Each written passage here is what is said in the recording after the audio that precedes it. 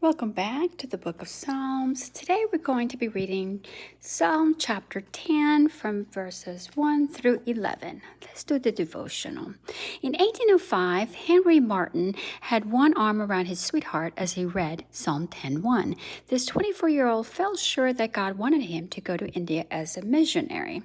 But the girl he loved, Lydia, was too frail to handle India's climate. As they read the psalm together, their hearts were heavy. For in a few hours they would be separated, never to see each other again. Why, God? Why? Why did God allow them to fall in love if he wanted Henry to go to India? We don't know that Henry ever got an explanation.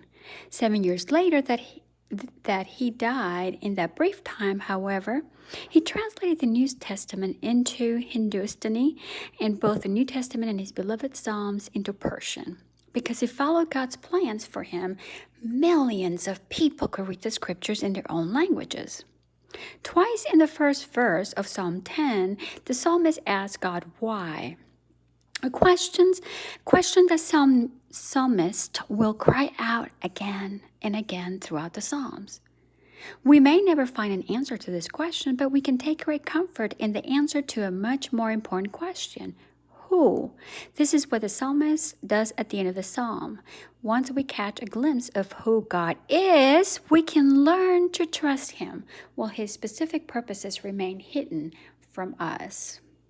So go ahead and read chapter 10, verses 1 through 11. I went ahead and would like to read that verse 1 once again. Why, Lord, do you stand far off? Why do you hide yourself in times of trouble?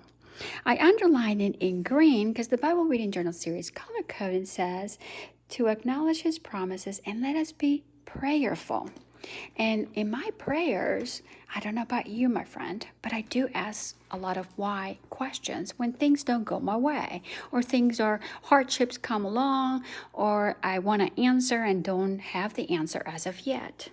And it's okay to have a sincere and pure heart, and I'll ask all kinds of questions and wrestle with God. He understands. He knows us, our hearts and motives. Went ahead and inscribed in 2-verse Bible translation, the Amplify and the Message. And the message says, God, are you avoiding me?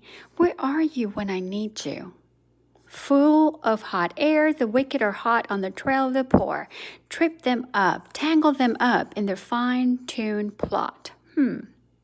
My reflection is it's okay to ask God questions and even wrestle with him. Be honest, be transparent. He appreciates our true emotions and thoughts. He sure does. He fearfully and wonderfully created every one of us.